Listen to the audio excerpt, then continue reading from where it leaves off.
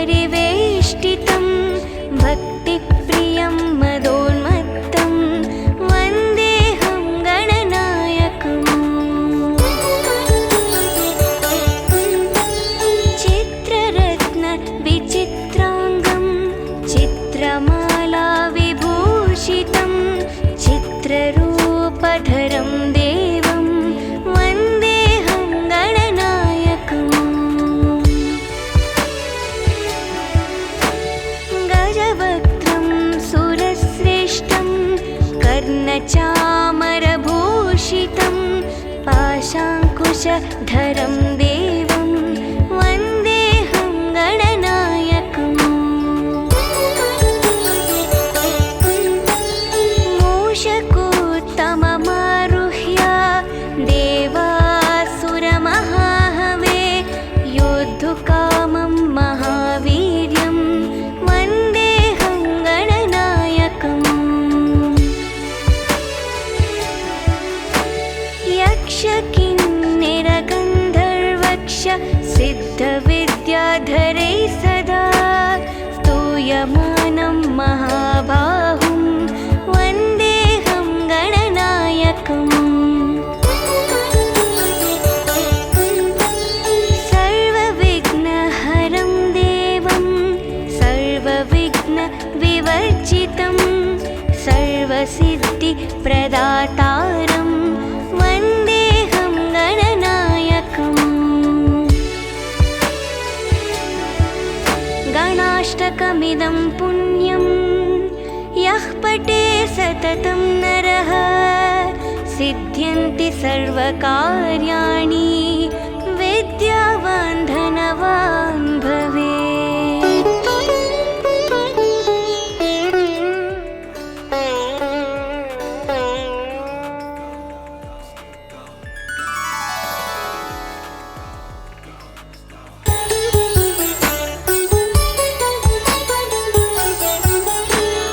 एकदन्तं महाकायं तप्तकाञ्चनसन्निभं लम्बोदरं विशालाक्षं वन्देऽहं गणनायकम्।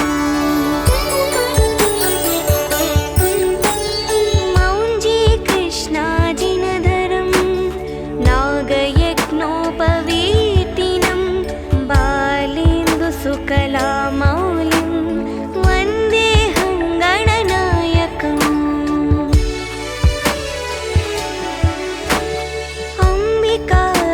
अम्बिकाहृदयानन्दं मातृभिः परिवेष्टितं भक्तिप्रियं मदोन्मत्तं वन्देऽहं गणनायकम्।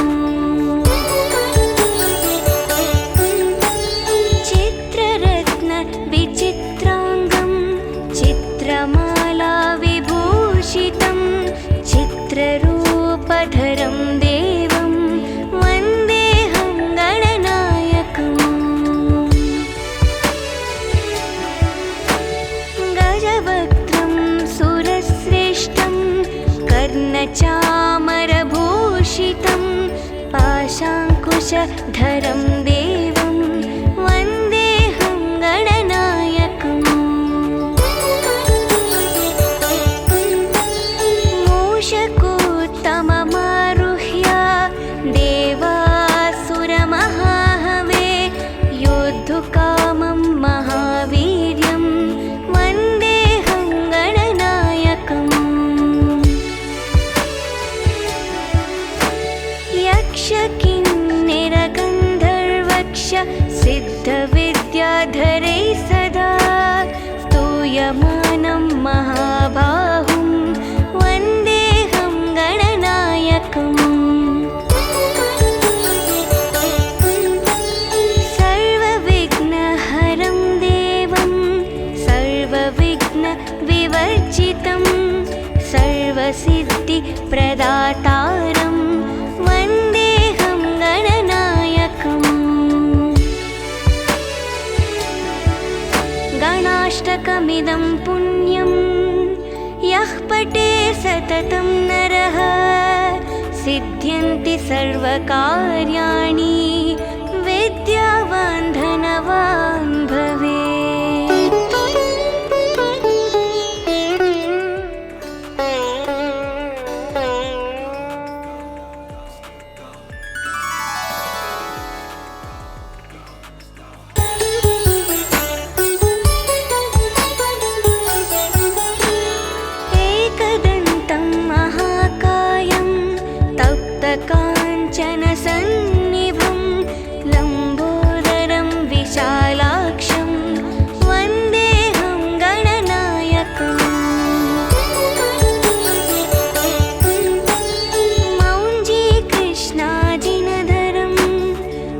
नागयज्ञोपवीतिनं बालेन्दुसुकलामौलिं वन्देऽहं गणनायकम् अम्बिका हृदयानन्दं मातृभिः परिवेष्टितं भक्तिप्रियं मदोन्मत्तं वन्देऽहं गणनायकम् चित्ररत्नविचित्राङ्गं चित्रमाला विभूषितं चित्ररूपधरं देवं वन्देऽहं गणनायकम् गजवक्त्रं सुरश्रेष्ठं कर्णचामरभूषितं पाशाङ्कुशधरं देवं वन्देऽहं गणनायकम्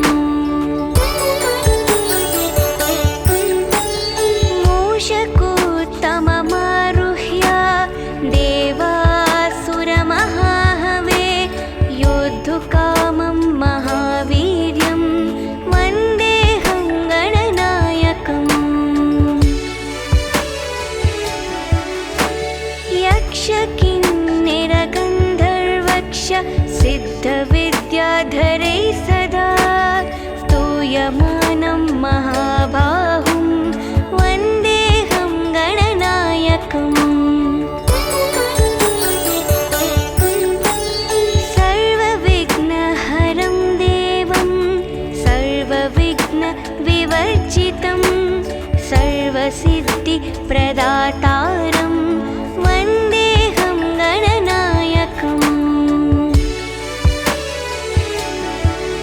गणाष्टकमिदं पुण्यं यः पठे सततं नरः सिद्ध्यन्ति सर्वकार्याणि विद्यावान् धनवान् भवेत्।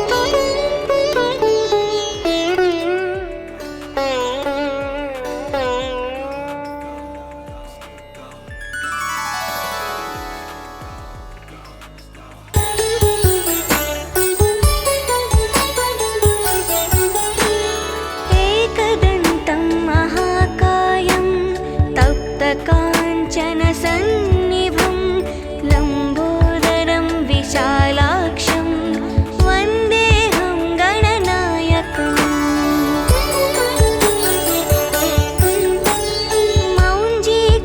मौञ्जीकृष्णाजिनधरं नागयज्ञोपवीतिनं बालेन्दुसुकलामौलिं वन्देऽहं गणनायकम्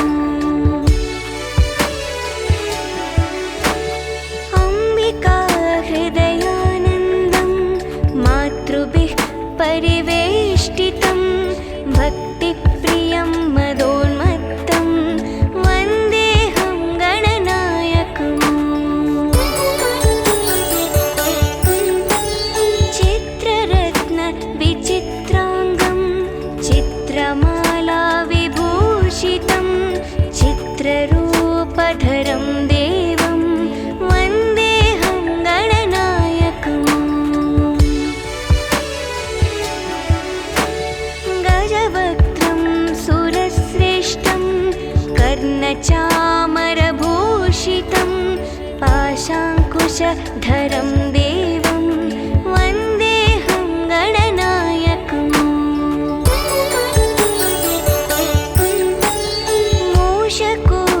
मूषकोत्तममारुह्य देवासुरमहाहवे योद्धुकामं महावीर्यं वन्देऽहं गणनायकम्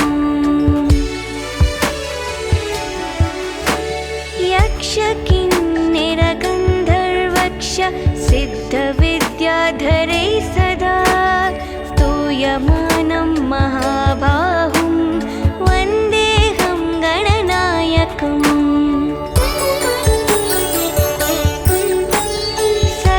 सर्वविघ्नहरं देवं सर्वविघ्नविवर्जितं सर्वसिद्धिप्रदातारं वन्देऽहं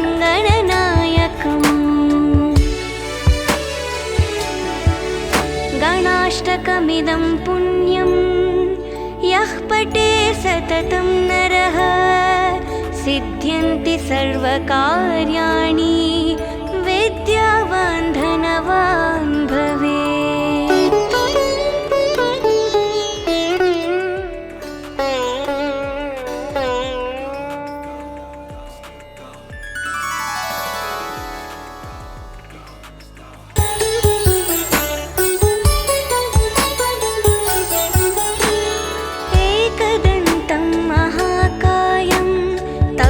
काञ्चनसन्निभं लम्बोदरं विशालाक्षं वन्देऽहं गणनायकम्। मौञ्जीकृष्णाजिनधरं नागयज्ञोपवीतिनं बालेन्दुसुकलामौलिं वन्देऽहं गणनायकम्।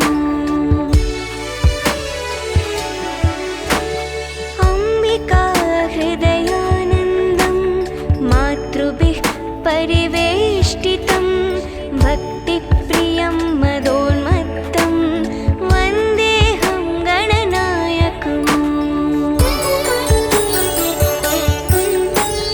चित्ररत्नविचित्राङ्गं चित्रमालाविभूषितं चित्ररूपधरं देवं वन्देऽहं गणनायकम्। गजवक्त्रं सुरश्रेष्ठं कर्णचामरभूषितं पाशाङ्कुशधरं देवं वन्देऽहं गणनायकम्। मूषकोत्तममारुह्य देवासुरमहाहवे योद्धुकामं महावीर्यं वन्देऽहं गणनायकम्। यक्षकिन्नरगन्धर्वक्ष सिद्धविद्याधरे सदा स्तूयमानं महाबाहुं वन्देऽहं गणनायकम्। सर्वविघ्नहरं देवं सर्वविघ्नविवर्जितं सर्वसिद्धिप्रदातारं वन्देऽहं गणनायकम्। गणाष्टकमिदं पुण्यं यः पठे सततं नरः सिद्ध्यन्ति सर्वकार्याणि विद्यावान् धनवान् भवेत्।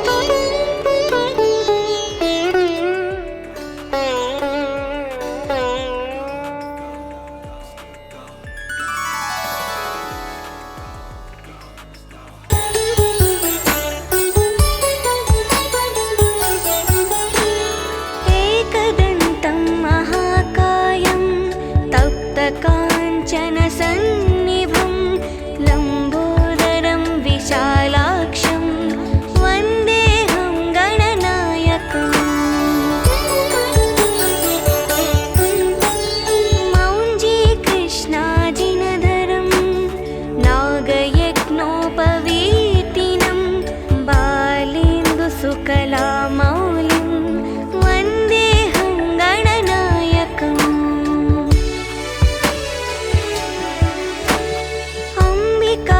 हृदयानन्दं मातृभिः परिवेष्टितं भक्तिप्रियं मदोन्मत्तं वन्देऽहं गणनायकम्। चित्ररत्नविचित्राङ्गं चित्रमालाविभूषितं चित्ररूपधरं देवं वन्देऽहं गणनायकम्। गजवक्त्रं सुरश्रेष्ठं कर्णचामरभूषितं पाशाङ्कुशधरं देवं वन्देऽहं गणनायकम्। मूषक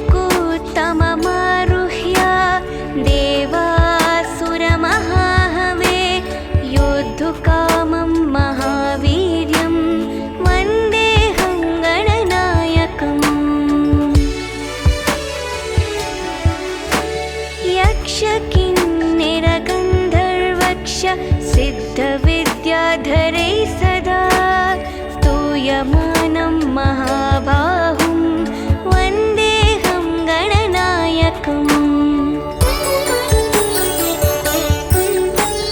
सर्वविघ्नहरं देवं सर्वविघ्नविवर्जितं सर्वसिद्धिप्रदातारं वन्देऽहं गणनायकम्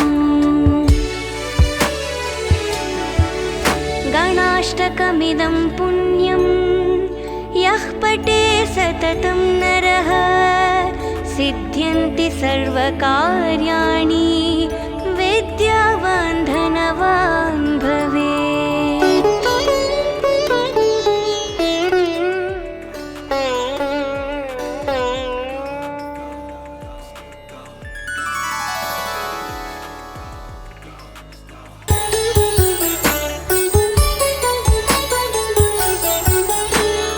एकदन्तं महाकायं तप्तकाञ्चनसन्निभं लम्बोदरं विशालाक्षं वन्देऽहं गणनायकम् मौञ्जीकृष्णाजिनधरं नागयज्ञोपवीतिनं बालेन्दुसुकलामौलिं वन्देऽहं गणनायकम् अम्बिकाहृदयानन्दं मातृभिः परिवेष्टितं भक्तिप्रियं मदोन्मत्तं वन्देऽहं गणनायकम् चित्ररत्नविचित्राङ्गं चित्रमालाविभूषितं चित्ररूपधरं देवं वन्देऽहं गणनायकम् गजवक्त्रं सुरश्रेष्ठं कर्णचामरभूषितं पाशाङ्कुशधरं देवं वन्देऽहं गणनायकम्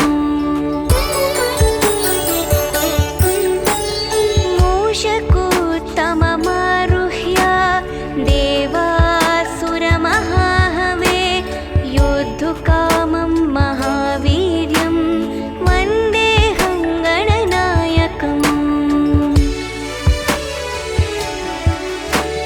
यक्षकिन्निरगन्धर्वक्ष सिद्धविद्याधरै सदा स्तूयमानं महाबाहुं वन्देऽहं गणनायकम् सर्वविघ्नहरं देवं सर्वविघ्नविवर्जितं सर्वसिद्धिप्रदातारं वन्देऽहं गणनायकम् गणाष्टकमिदं पुण्यं यः पठे सततं नरः सिद्ध्यन्ति सर्वकार्याणि विद्यावान् धनवान् भवेत्।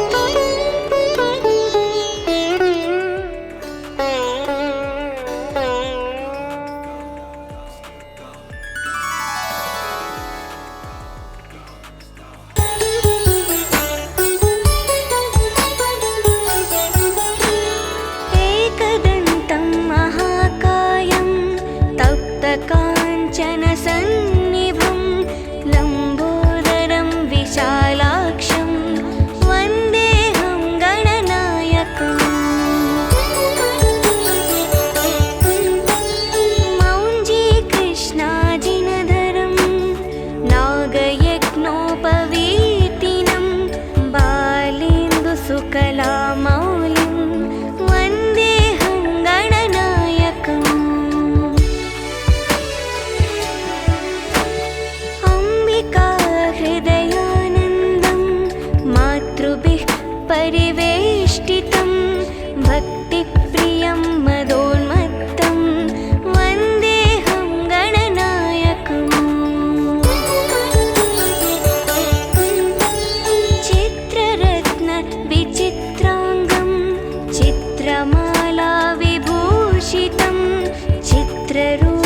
विद्याधरं देवं वन्देऽहं गणनायकम्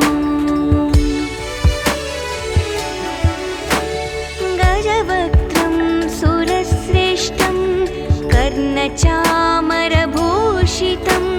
पाशाङ्कुशधरं देवं वन्देऽहं गणनायकम्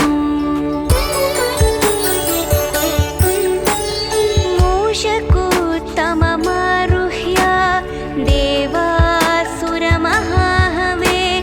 योद्धुकामं महावीर्यं वन्देऽहं गणनायकम्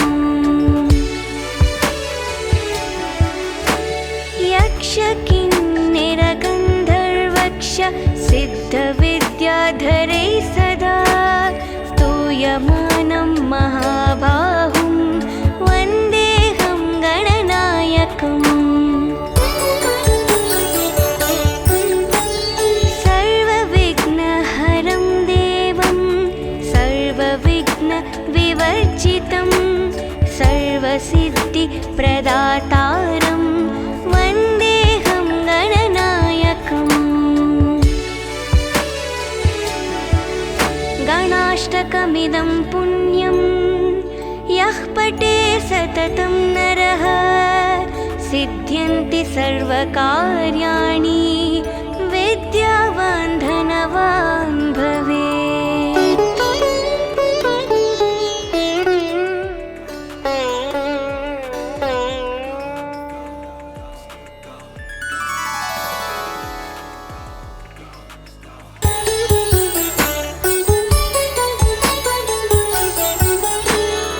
एकदन्तं महाकायं तप्तकाञ्चनसन्निभं लम्बोदरं विशालाक्षं वन्देऽहं गणनायकम् मौञ्जीकृष्णाजिनधरं नागयज्ञोपवीतिनं बालेन्दुसुकलामौलिं वन्देऽहं गणनायकम् अम्बिकाहृदयानन्दं मातृभिः परिवेष्टितं भक्तिप्रियं मदोन्मत्तं वन्देऽहं गणनायकम् चित्ररत्नविचित्राङ्गं चित्रमालाविभूषितं चित्ररूपधरं देवं वन्देऽहं गणनायकम् गजवक्त्रं सुरश्रेष्ठं कर्णचामरभूषितं पाशाङ्कुशधरं देवं वन्देऽहं गणनायकम्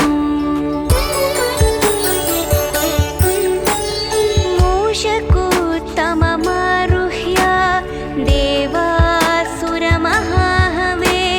योद्धुकामं महावीर्यं वन्देऽहं गणनायकम्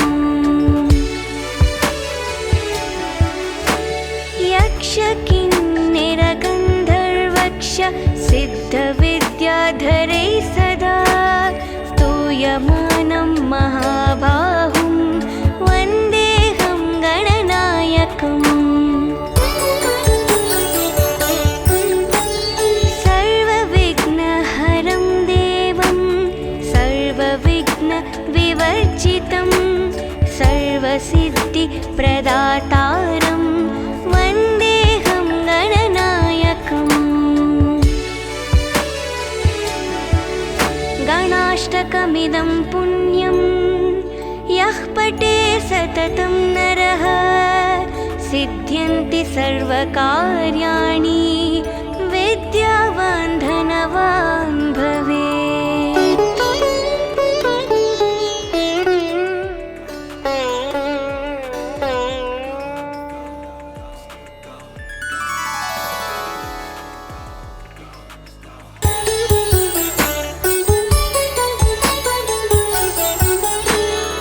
एकदन्तं महाकाय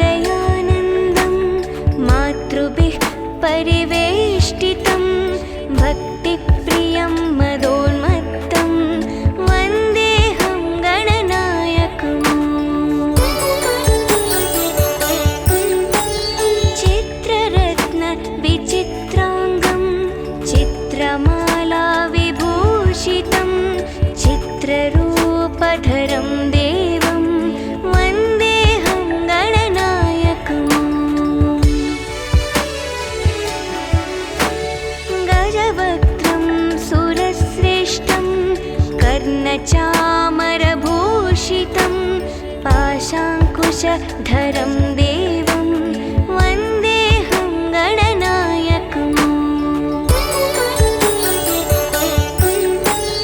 मूषकोत्तममारुह्य देवासुरमहाहवे योद्धुकामं महावीर्यं वन्देऽहं गणनायकम्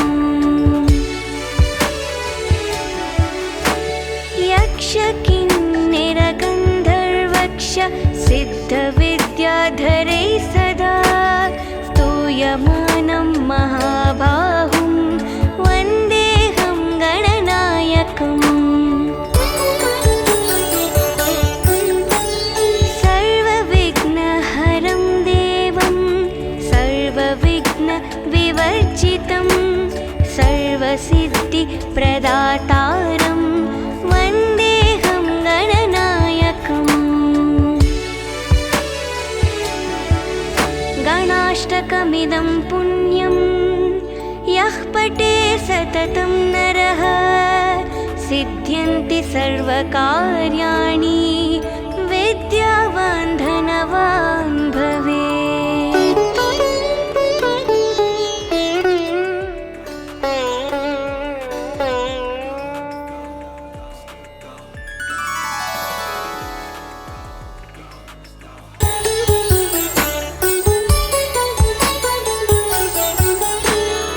एकदन्तं महाकायं तप्तकाञ्चनसन्निभं लम्बोदरं विशालाक्षं वन्देऽहं गणनायकम् मौञ्जीकृष्णाजिनधरं नागयज्ञोपवीतिनं बालेन्दुसुकलामौलिं वन्देऽहं गणनायकम्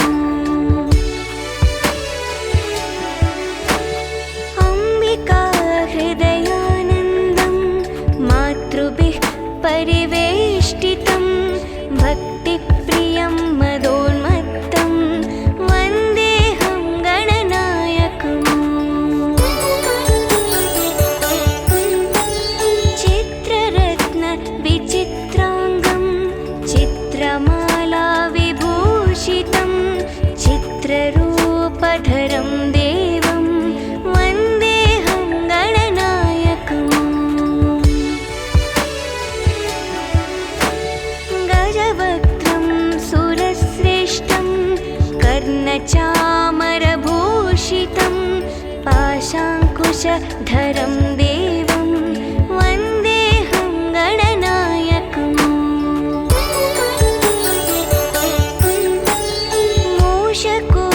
मूषकोत्तममारुह्य देवासुरमहाहवे योद्धुकामं महावीर्यं वन्देऽहं गणनायकम् यक्षकिन्निरगन्धर्वक्ष सिद्धविद्याधरैः सदा स्तूयमानं महाबाहुं वन्देऽहं गणनायकम् सर्वविघ्नहरं देवं सर्वविघ्नविवर्जितं सर्वसिद्धिप्रदातारं वन्देऽहं गणनायकम् गणाष्टकमिदं पुण्यं यः पठे सततं नरः सिद्ध्यन्ति सर्वकार्याणि विद्यावान् धनवान् भवेत्।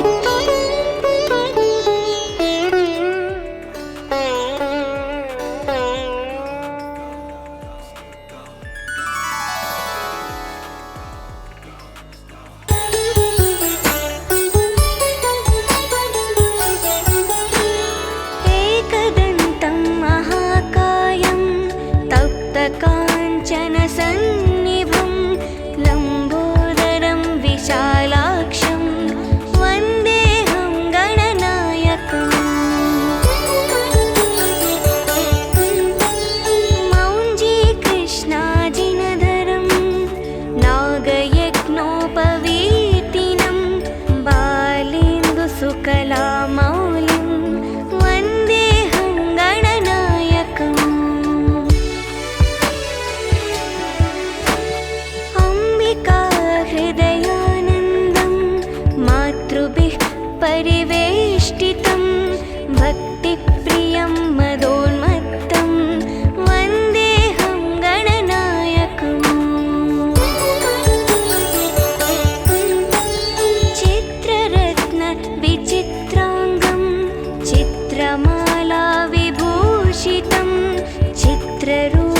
विश्वरूपधरं देवं वन्देऽहं गणनायकम्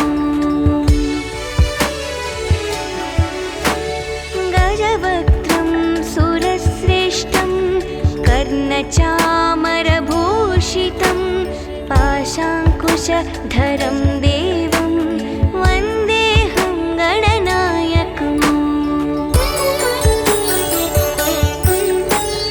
मूषकोत्तममारुह्य देवासुरमहाहवे योद्धुकामं महावीर्यं वन्देऽहं गणनायकम्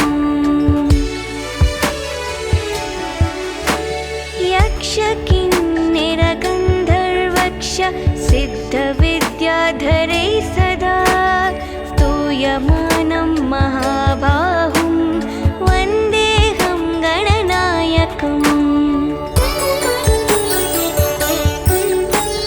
सर्वविघ्नहरं देवं सर्वविघ्नविवर्जितं सर्वसिद्धिप्रदातारं वन्देऽहं गणनायकम् गणाष्टकमिदं पुण्यं यः पठे सततं नरः सिद्ध्यन्ति सर्वकार्याणि विद्यावान् धनवान् भवेत्।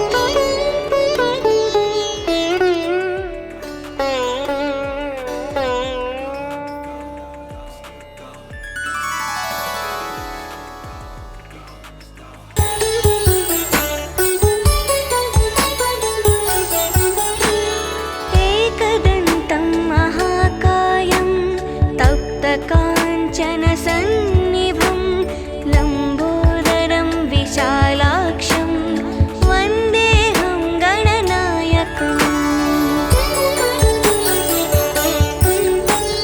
मौञ्जीकृष्णाजिनधरं नागयज्ञोपवीतिनं बालेन्दुसुकलामौलिं वन्देऽहं गणनायकम्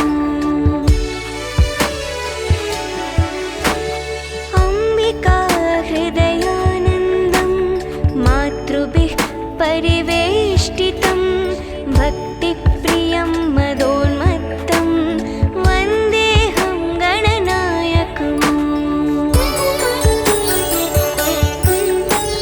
चित्ररत्नविचित्राङ्गं चित्रमालाविभूषितं चित्ररूपधरं देवं वन्देऽहं गणनायकम् गजवक्त्रं सुरश्रेष्ठं कर्णचामरभूषितं पाशाङ्कुशधरं देवं वन्देऽहं गणनायकम्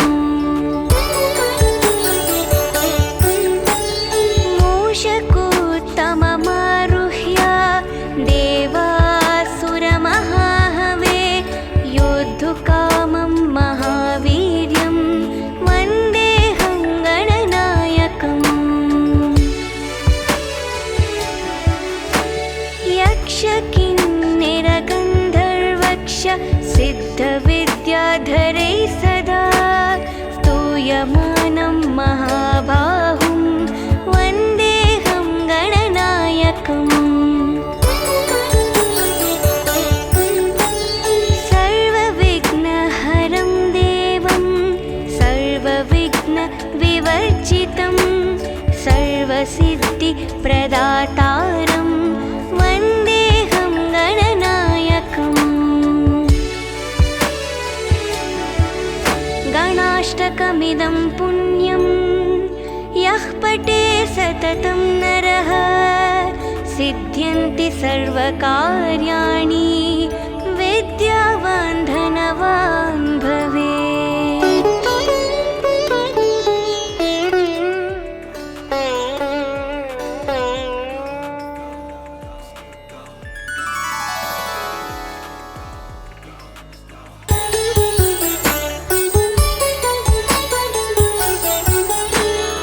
एकदन्तं महाकाय काञ्चनसन्निभं लम्बोदरं विशालाक्षं वन्देऽहं गणनायकम् मौञ्जीकृष्णाजिनधरं नागयज्ञोपवीतिनं बालेन्दुसुकलामौलिं वन्देऽहं गणनायकम्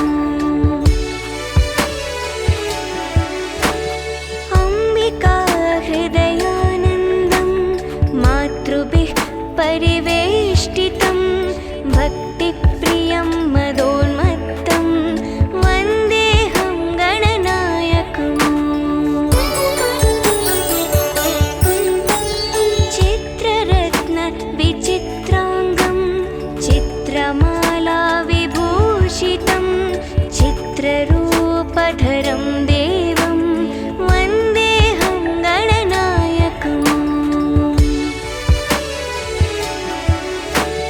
गजवक्त्रं सुरश्रेष्ठं कर्णचामरभूषितं पाशाङ्कुशधरं देवं वन्देऽहं गणनायकम्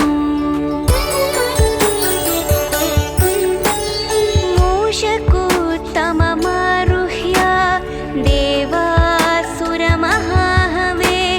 योद्धुकामं महावीर्यं वन्देऽहं गणनायकम् यक्षकिन्निरगन्धर्वक्ष सिद्धविद्याधरे सदा स्तूयमानं महाबाहुं वन्देऽहं गणनायकम्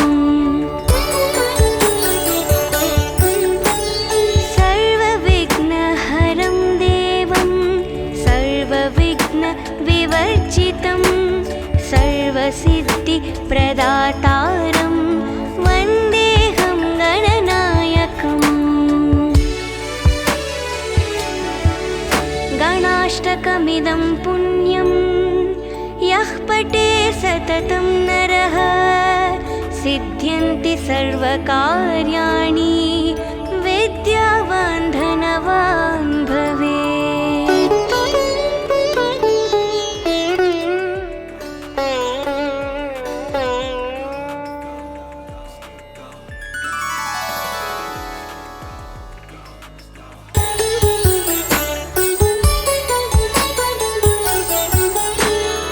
एकदन्तं महाकायं तप्तकाञ्चनसन्निभं लम्बोदरं विशालाक्षं वन्देऽहं गणनायकम्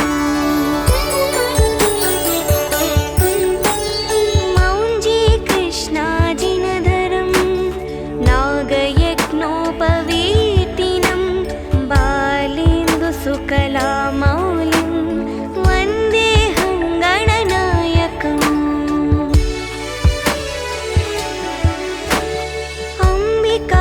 हृदयानन्दं मातृभिः परिवेष्टितं भक्तिप्रियं मदोन्मत्तं वन्देऽहं गणनायकम् चित्ररत्नविचित्राङ्गं चित्रमालाविभूषितं चित्ररूपधरं देवं वन्देऽहं गणनायकम् गजवक्त्रं सुरश्रेष्ठं कर्णचामरभूषितं पाशाङ्कुशधरं देवं वन्देऽहं गणनायकम्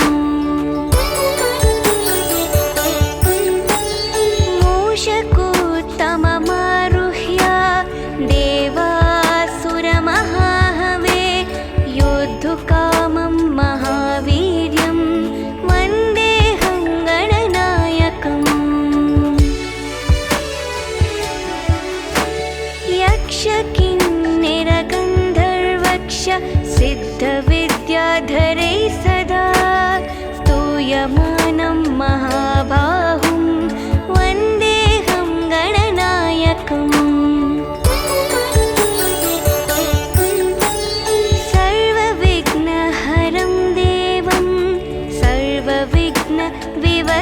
सर्वसिद्धिसुरक्षितं सर्वसिद्धिप्रदातारं वन्देऽहं गणनायकम्। गणाष्टकमिदं पुण्यं यः पठे सततं नरः सिद्ध्यन्ति सर्वकार्याणि विद्यावान् धनवान्